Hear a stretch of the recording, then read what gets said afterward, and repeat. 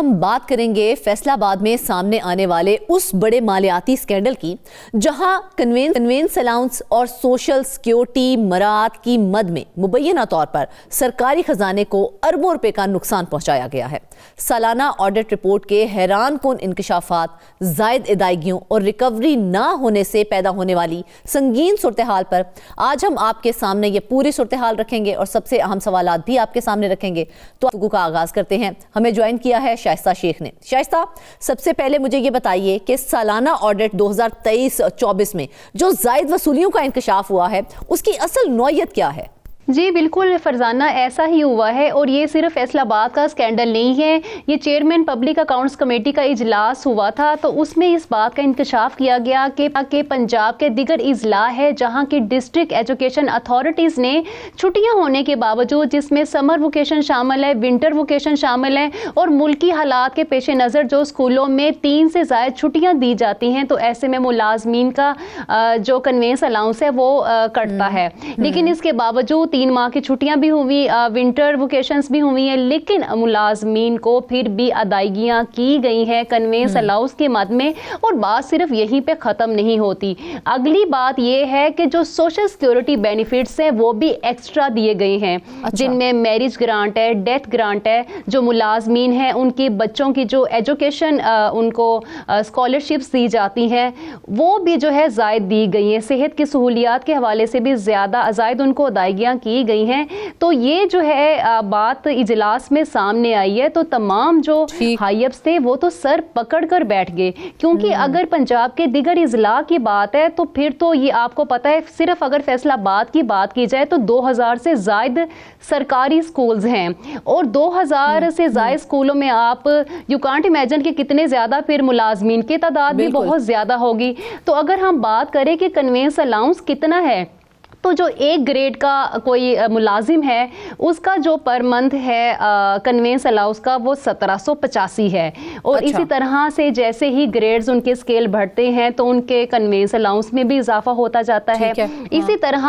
تواتر کے ساتھ جو 20ویں گریڈ کا ملازم ہے اس کے جو کنوینس الاؤنس ہے وہ 5000 ہے۔ تو اگر آپ دیکھ سکتے ہیں کہ ایک ملازم کے ہی 2 سالوں کے دوران اگر اتنی زیادہ رقم بن جاتی ہے، چھٹیوں کے بھی دوران 3 ماہ کی صرف موسم گرما کی ہی چھٹیاں ہوتی ہیں، تو اگر پنجاب کے دیگر اضلاع کی بات ہے تو کتنے بڑے پیمانے پر آپ دیکھ سکتے ہیں کہ کرپشن ہوئی ہے اور ملکی خزانے کو کتنا بڑا یہ نقصان ہوا ہے۔ یہ چیز تو کنفرم ہو گئی ہے نا کہ ڈسٹرکٹ ایجوکیشن اتھارٹی نے چھٹیوں کے دوران بھی اگر دیکھا جائے تو اساتذہ کو کنوینس الاؤنس میں کٹوتی نہیں کی ہے، ٹھیک ہے، لیکن یہ جو الاؤنسز دیے گئے ہیں ان زائد ادائیگیوں کا مجموعی مالیاتی اثر کیا سامنے آیا ہے؟ جی اس کا اثر پھر یہی سامنے آیا، آپ کے سامنے اسکولوں کی ابتر حالت ہے، اور یہ بڑی حیران کن بات ہے کہ یہ فوراً کیوں نہیں گھپلے کا پتہ چلا۔ اب اتنی زیادہ جو ہے وہ سر پکڑ کے بیٹھے ہوئے ہیں، جب ان کو ادائیگیاں کی گئی ہیں تو فوراً کیوں نہ آڈٹ کیا گیا، فوراً کیوں نہ ان کو پوچھا گیا کہ آپ کو اس مد میں اتنے پیسے جاری ہوئے، اتنا بجٹ جاری ہوئے، وہ آخر بجٹ لگا کہاں پہ ہے؟ تو تب یہ جو ہے ہم نے دیکھا ہے کہ صوبائی حکومت جو ہے وہ سوئی رہی ہے، محکمہ تعلیم پنجاب، اب وہ جو ہے سر پکڑ کے بیٹھے ہوئے ہیں کہ آیا یہ ہو کس طرح سے ہی گیا۔ اب ان کی دوڑیں لگی ہوئی ہیں، اب انہوں نے جو ہے احکامات پہ احکامات جاری کر رہے ہیں کہ ہمیں تمام تر تفصیلات ہے وہ مرتب کی جائیں، اس میں 2023 کے جو تمام ایکسپینڈیچر تھے وہ جو دبی فائلیں ہیں وہ اب کھولی جائیں، ان کا سارا جو ہے تخمینہ لاگت لگایا جائے، کتنی چیزیں کس مد میں خرچ ہوئی ہیں۔ اسی طرح 2022 کہ یہ جو ایکسیس سوشل سیکیورٹی مراعات دی گئی ہیں ان کو دینے کی آخر بنیادی وجہ کیا تھی؟ کیا بیس بنا کے تو یہ مراعات دی گئی ہیں؟ کیا اس کا کوئی قانونی جواز وہاں پر موجود تھا؟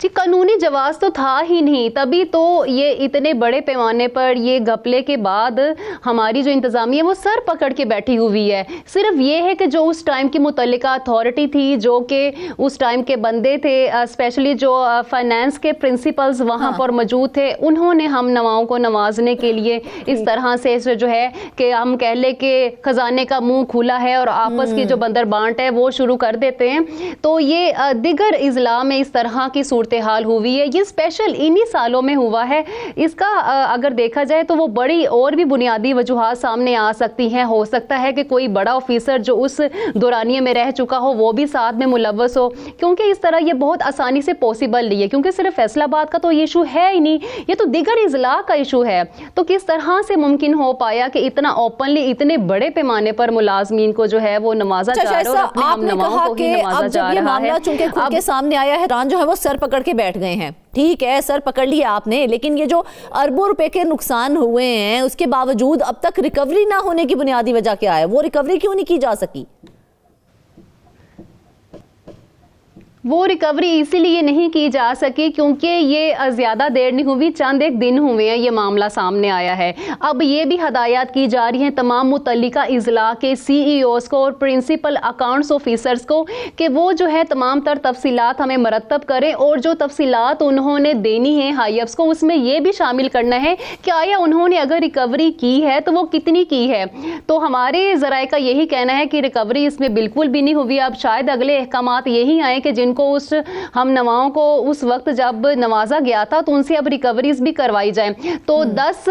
दिसंबर की डेडलाइन दी हुई है कि तब तक तमाम तर तफसीलात जो है वो हमें मुहैया की जाए। तो डायरेक्टर ऑफ जो पब्लिक इंस्ट्रक्शन है एलिमेंट्री एजुकेशन और सेकेंडरी एजुकेशन पंजाब के, वो तमाम इजला की जो रिपोर्ट है वो कंपाइल करेंगे और उसके बाद जो है सेक्रेटरी एजुकेशन को वो तमाम तर तफसीलात दी जाएंगी और उसमें ये भी देखा जाएगा कि इसमें कौन कौन लोग मुलव्विस हैं और तमाम जो है उस टाइम की जो सामने चीज़ें आ रही हैं शवाहिद को मद्देनज़र रखते हुए सज़ा और जज़ा का भी तयन किया जाएगा। तो CEOs को बाकायदा तौर पर ये जिम्मेदारी तफवीज़ की गई हैं कि उनकी जिम्मेदारी है कि 10 दिसंबर तक वो जो है ना सिर्फ उनको तमाम तर तफसीलात वो फराहम करें बल्कि जो तमाम ये मामला है उसकी वो मुकम्मल तौर पर छानबीन भी करें और जो अकाउंट्स ऑफिसर हैं उनको भी लूप में देखा जा रहा है। क्या इसको महज इंतजामी गफलत समझा जा रहा है या इसमें मुनज़्ज़म करप्शन के इशारे भी मिलते हैं?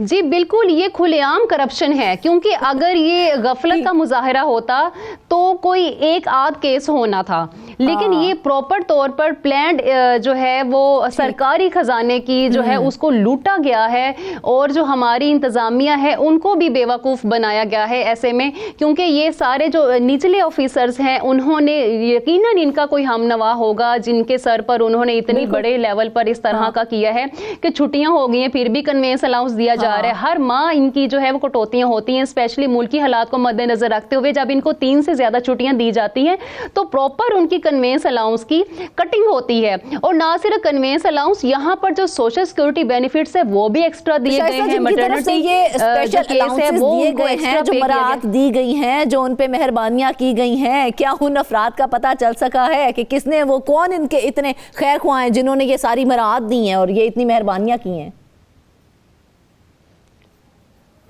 देखिए फरजाना, अभी तो हमने देखा है कि स्पेशली फैसलाबाद की अगर मैं बात करूं तो यहाँ पर तो दौड़े लगी हुई हैं। अच्छा। हर कोई जो है कोई अपना आप बचाने की कोशिश कर रहा है, कोई जो है एक्सपोज हो रहा है। तो ऐसे में अभी फाइल जो है वो बहुत ज़्यादा कॉन्फिडेंशियल रखी हुई है। ताहम उम्मीद है कि 10 दिसंबर को जो वो रिपोर्ट सबमिट करवाएंगे तो उसमें मज़ीद भी जो है वो चीज़ें सामने आएंगी कि इसमें जो है एक्चुअल जिम्मेदारी किस किस की है और हर इजला से किसकी जिम्मेदारी है, क्योंकि पंजाब के दीगर इजला का ये इशू है, सूबाई लेवल पर ये जो है वो मेगा जो है करप्शन हुई है, जिसकी वजह से अब ये है कि रिपोर्ट्स वगैरह कंपाइल की जा रही हैं और हर कोई अपना दामन जो है वो बचाने की भी कोशिश में लगा हुआ है। तो ऐसे में यही सूरत हाल बनी हुई, भाग दौड़ किस्म की रिपोर्ट्स जो है वो कंपाइल की जा रही है और प्रॉपर तौर पर सेक्रेटरी एजुकेशन की जानिब से इसका जो है बाकायदा तौर पर अपडेट भी ली जा रही है कि आया ये काम लाजमी करना। ना सिर्फ एक दफ़ा